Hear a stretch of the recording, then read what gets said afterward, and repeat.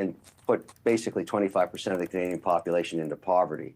So it's not hard for the opposition, in this case the Conservatives, to paint the Trudeau 2.0 brush on Carney, because Carney has the same policies. He wants to double down on carbon tax on businesses, the same green agenda, massive wokeness. Congratulations, Canadians. You have been fooled yet again. We have a lot of information and some really, really important little details that so easily could go missed, but boy, oh boy, do they ever have a lot of significance with the coronation of Mark Carney that took place today at 11 a.m.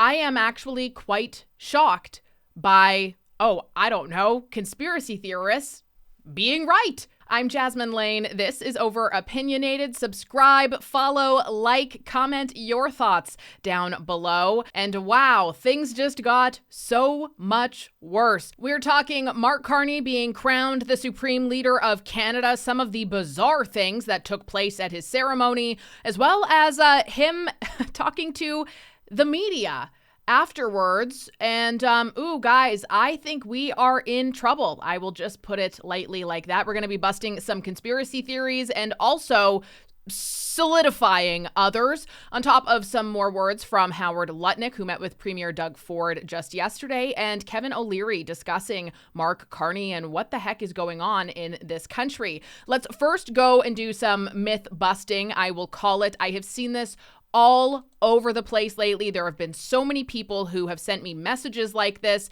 This is actually a claim I looked into for the first time about a month or two ago. And so here's this one. I'm seeing this go viral. It says, "I'll take things that are weird for 800, Alex." And it says here that Margaret Trudeau, Justin's mom, remarried and had 2 kids with Fried Kemper. Fried Kemper is the brother of Mark Carney's mother, Verlee Kemper. Mark Carney is the godfather of one of Chrystia Freeland's kids. This is some kind of weird cult that we have, blah, blah, blah, running the show here in Canada. There is this announcement of Mr. and Mrs. John Anthony Kemper of the engagement of their daughter, Verlee Margaret, to Mr. Robert James Carney.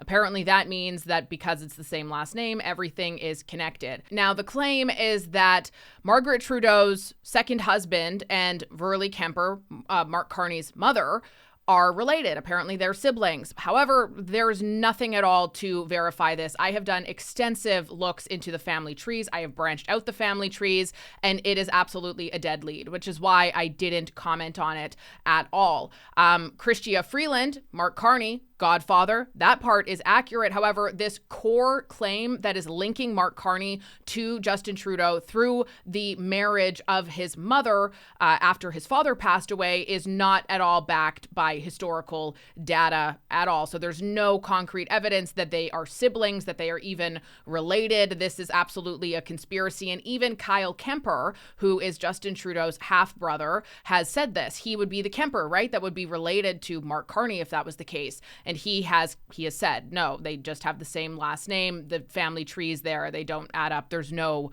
relation whatsoever. And, you know, when you see conservatives sharing this stuff around like mad, it reminds me a lot of Pierre Poilievre's wife and how there were all of those claims about her father. Remember how her father was arrested and all these terrible things. And you've heard so many liberals just repeat that, reshare it, regurgitate it as though it's true. Meanwhile, the man in that case is not Pierre Poilievre's wife's father. We actually don't even know what the name of her parents are. She's never, ever publicly shared them with anybody. So I understand the emotional contagion. This obviously would be so shocking and also not surprising given all of the other weird correlations and ties that there actually are. So it's easy to kind of go with this and to be like, whoa. And of course, yeah, it's these 2 people with the same last name. Of course, that sounds pretty legit. However, as I said, there's nothing to verify that at all. And again, Kyle Kemper has also said, no, it's a dead lead. There's nothing there. So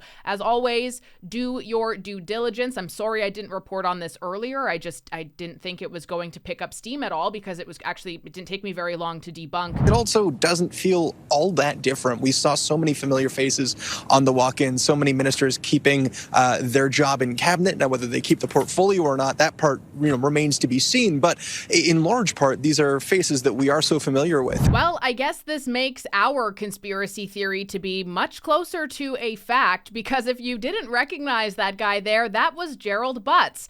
Yes, you will remember him. He was first resigned from Trudeau's cabinet after taking the fall for the SNC-Lavalin scandal. And Jody Wilson-Raybould actually testified before a parliamentary committee that inappropriate pressure was put on her to lie, which she didn't want to do, from multiple government officials, including Gerald Butts. And Gerald Butts has been behind the scenes, oh gosh, for so many, many years. He did go back to advise the Trudeau Liberal government in their 2019 federal election campaign, which, you know, Trudeau did secure a minority government after that. And afterwards, he joined the Eurasia Group as a senior advisor, and he has remained active in that. You know what's kind of interesting, though, is Mark Carney's wife is also a senior advisor at the Eurasia Group. And then even more than that, because that just kind of sounds like a bit of a conflict of interest, right? You have the Eurasia Group, a former guy in the party goes and gets a job there because he can't get a job in politics anymore in the country due to these scandals. And then you have Mark Carney's wife, who was also working there. One thing that's interesting is I noticed that Mark Carney's wife was removed from the main page when it comes to like our team and stuff. She had a page on there maybe 3 weeks ago, was the last time I checked, and that page has since been removed, but you can still find her. Here's an older publication on the Eurasia Group platform. It says, Diana Fox Carney, climate policy expert, joins Eurasia Group as senior advisor. Of course, this is May 2021. We know that Mark Carney was officially on paper advising the Trudeau government as far back as 2020 was when news broke that. And I just think it's kind of interesting because that does seem like a conflict of interest. You have senior advisors who are entrenched in this Liberal government, but nonetheless, as far back as government records show, January 31st, 2017 was when the Trudeau Liberal government first started giving Eurasia Group all kinds of money. And it's for management consulting, and it's to the tune of hundreds of thousands of dollars. Wanting, to have access to their research platform and experts to give energy sector analysis, payments made in accordance with authorities, management consulting, data and database access services. That costs you over $383,000 to have access to their database? Really? Scientific consultants. Well, that's weird because the last I checked, there's actually not a lot of people who are actually scientists that work for the Eurasia Group. I'm actually just kind of curious now. Let's see. Here it says the Eurasia Group is mostly just a political risk consulting firm focusing on geopolitics, economics, and policy analysis. It is not a scientific research organization. Its employees are almost all typically political analysts, economists, and policy advisors. Dan Wang, director of China Studies with expertise in technology and industrial policy. Analysis delve into the technological advancements and scientific developments within China, assessing their global implications. So yeah, that just seems kind of weird. I actually just decided to chat GPT this, and it said that, yes, the Canadian government awarding contracts to Eurasia Group, given its deep ties to Gerald Butts and Diana Fox Carney, raises serious concerns about conflict of interest and potential ethics violations. It also gave one example in particular. So February 28th, 2024, not that long ago, they were awarded over $200,000 by Natural Resources Canada for geopolitical research, analysis, and insights. And ChatGPT says this contract raises concerns about whether it was necessary, fairly awarded, or if it simply funneled taxpayer money to insiders. Well, here's what Mark Carney has to say about disclosing his interests. Question. Next. Hi, Prime Minister Carney. I'm Jillian Piper with Global News. I understand that your assets have been put into a blind trust. I wanted to ask you, what is the value of the assets and where did they come from? How can Canadians know that there's no conflict of interest if they don't know where the assets come from? That's an odd question, or odd way of framing it. The assets are in a blind trust.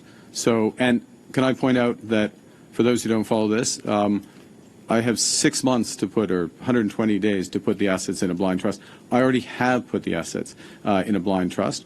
And once assets are in a blind trust, you don't know that. By definition, you don't know the assets because the trustees take over the responsibility. I would like to reassure you that the assets that I have were earned through employment. Employment income, employment as a public servant, and employment in the private sector. And I would note as well that employment in the private sector is something that the leader of the opposition has never experienced. Oh my gosh. I didn't watch that full thing until just now. What a tool. Holy crap. Oh my God. I hate him so much already. Also, a blind trust. Mark Carney knows what all of his assets and investments are, right? And when you put them into a blind trust, the only difference is that Carney cannot access it. He can still make decisions that benefit himself and his investments and his assets while he is here. And to laugh that off is outrageous. Absolutely outrageous. And it goes to show how freaking elitist he is. Gross. Gosh, I feel so yucked out listening to this gross man speak and talk down to us. Honest, if you thought Trudeau was bad, get ready, baby, because it's Trudeau 2.0, maybe 10.0. Honestly, this is unfathomable. It's like Trudeau, but smarter and more cunning and evil. I've seen this floating around that Mark Carney allegedly said he was going to be calling an election ASAP. However, I can't verify this. I tried very hard to find clips, to find news. Obviously, that would be massive news, and I could not find anything outside of a few people saying it and posts going viral. But this is what Mark Carney did, in fact, say about calling an election, and it is not very hopeful. Tom Perry with CBC. Can I ask you what your plans are for the next few weeks? Are you going to be bringing back the House? Are you going to be calling an early election? And if so, when should Canadians expect to go to the polls? Well, they certainly should expect to go to the polls before November. The news today is behind me. An exceptional group of individuals who are serving Canada, united, focused cabinet, focused on action, focused on the issues for Canadians. As I said a moment ago, we will be going to take some decisions which directly meet some of the objectives I set out in my remarks and we've been discussing. That's the news for today. There will be other news in the coming days with respect to ensuring that we have as strong a mandate that is needed for the time. Thank you. Somehow this man thinks he has a mandate. What is happening? What is happening, actually? I think, first and foremost, if new information comes out after I upload this that says that he did, in fact, call an early election, like many were speculating, I'll be sure to update it in the pinned comment. But as of right now, that is it. He seems to think that the Canadian people voted him in. He knows that they didn't, but he also knows that he now has the power, and he doesn't care, actually. I genuinely don't think that he cares. He is globally powerful. We have foreign interference. We have all of these things that are deeply concerning, that are a legitimate threat to our democracy, though the Liberals will tell you that's actually Donald Trump. It's not. If you just want to go look at the data, it's not. It absolutely is not. I will confidently say that. So, Canada, let me see if I got this straight about your new prime minister. So right off the bat, this motherfucker hasn't even lived in your country in more than a decade. He's lived in Europe. Now, as far as first things go, that is wow. That's not even the worst part. Secondly, this dude is not even just a Canadian citizen. He is also a citizen of England and Ireland. This dude's got 3 passports, and he's in charge of your country. And let's be real, Canadians, call it 2 months ago. I'd be willing to bet that the vast majority of you didn't even know who he was. You had probably never heard the name Mark Carney, which isn't surprising because he didn't live in Canada. And y'all not only made that dude your prime minister, but he somehow managed to win 86% of the vote. Oh, and by far the most adorable thing about this situation is that he managed to get that 86% of the vote, and he didn't tell the public a single thing that he plans on doing. You elected a guy who didn't even tell you what his plans were. And Mark Carney is going to use that to his fullest advantage. I do think it would be politically a horrible decision not to call an election solely because he doesn't have a seat. So because of that, when Parliament resumes, he's not going to be able to be there. And I think that there's going to be, the conservatives are going to roll with that. The bloc is going to roll with that. Everybody's going to be saying this is absolutely outrageous that we have a prime minister who doesn't even have a seat in the House to debate, to be involved in any of this stuff. You're quite literally at that point. Maybe that's what he wants. I don't know. Because you really will at that point have a prime minister who doesn't care and isn't involved in the day-to-day and who is hidden from everybody and will only be making decisions without ever having to answer for them, because he will never, ever have to be scrutinized over them by opposition parties or by anybody else. And he's already been pushing media out of his events. He has been, this is scary, I think. I have a really weird feeling in my gut about this. And Mark Carney doesn't have to care, because while you have Pierre Poilievre constantly getting scrutinized by the media, CBC as an example, CBC is on Mark Carney's side. I'm complimenting the journalist from Radio Canada, and I would like to compliment the very existence of Radio Canada, and I'd like to reinforce that my government would be reinforcing. That was a really weird piece of misinformation that is making its way viral online right now, because Pierre Poilievre, he has said he wants to defund the CBC. As Pierre Poilievre has been the apex predator of Parliament Hill. He hunts down and destroys everybody who gets in his path. He will not have that opportunity with Mark Carney, because Parliament is not coming on the campaign trail, and we'll see how that goes. And their massive bias, it's unbelievable. It's actually quite disappointing.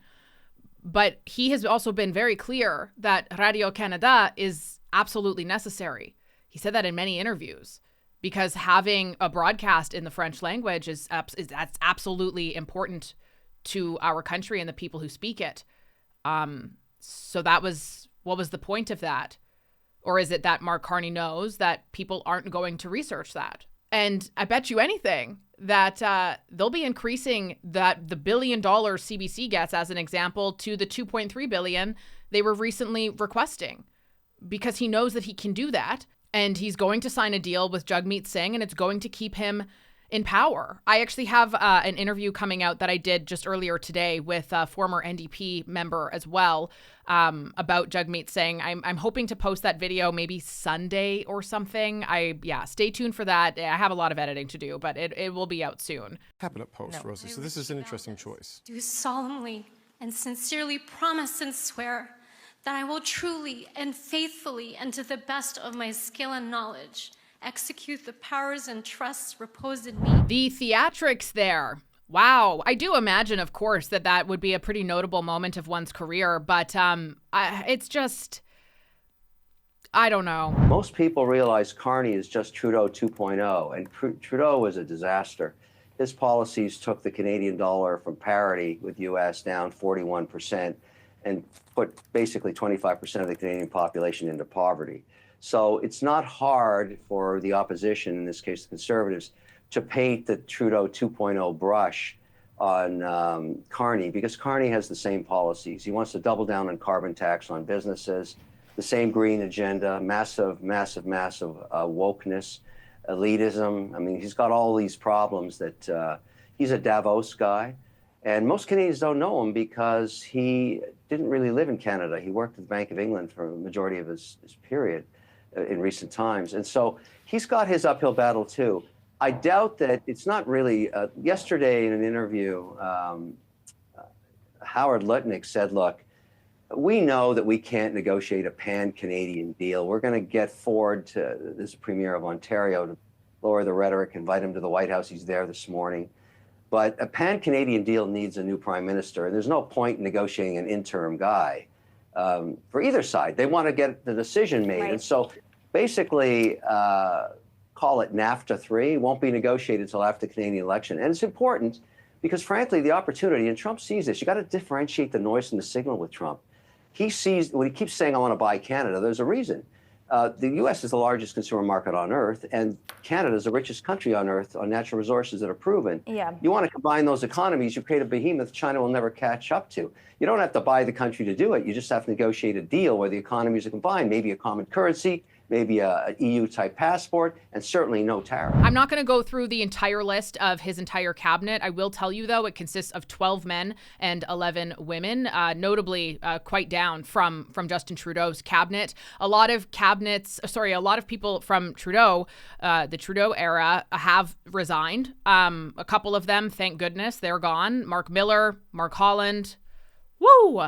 See you later, buds. Just kidding. Hope to never see you again. But most of the people on Mark Carney's cabinet are the exact same people that were within Justin Trudeau. So a lot of familiar faces. So anybody who voted for Carney thinking that he was going to be the guy to give them change, yep, you were absolutely fooled, because it is 20 out of 23 of his appointed ministers are all the same people that were in Justin Trudeau. Some of them have some different portfolios. We'll dive deeper into that in the coming days, I'm sure. We're going to get into Pierre Poilievre and his hilarious congratulations speech to Mark Carney. But I wanted to first show you this. So, I say that Mark Carney doesn't really care because he knows that he has mainstream media on his side. And there's a lot of Canadians that only get their information from mainstream media. Then that news perpetuates online. And voila, you have federally funded, controlled absolutely everything. My interview with Eric Kaufman a few days ago is a really, really good one to watch when it comes to this sort of stuff. So Prime Minister Mark Carney vows to get straight to work, hints at election coming. This was posted by Rachel Aiello on CTV News. How misleading is that? It says here, Canada has a new prime minister. On his first day, he's already signaling Canadians will be going to the polls early. Carney said voters certainly should expect to go to the polls before November. Is she stupid? I'm sorry. Before November. You do realize that the next election is scheduled for late October, right, Rachel? Holy crap. Congratulating Mr. Trudeau's economic advisor, Mark Carney, on becoming Prime Minister only 3 months after he moved his headquarters out of Canada to New York, moving jobs away from Canada. Today, Liberals are trying to trick Canadians into electing them for a 4th term in power, with a cabinet that is 87% the same as Trudeau's cabinet. 100% of today's Liberal cabinet were in Justin Trudeau's Liberal caucus. These same Liberal MPs voted to hike the carbon tax, double the debt, double food bank lineups, and double housing costs. The same Liberals all supported blocking pipelines, LNG plants, and passing the anti-energy law C-69 that has made Canada even more reliant on the U.S.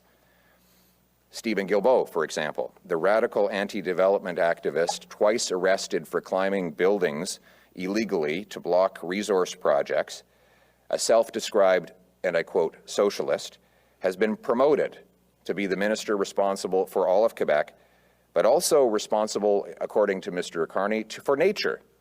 That means nothing will get built anywhere in Canada because he will be standing in the way. I'm Jasmine Lane. This is Over Opinionated. Let me know your thoughts about all of this in the comments below. Let me know your thoughts about what you're seeing in the media versus your interpretation of it, or what you know to be true. There is so much to speculate on here. I just don't feel good. I just don't feel good. Subscribe to the channel, like the video, comment your thoughts down below, and give me a follow on other social media platforms as well. I will talk to you tomorrow.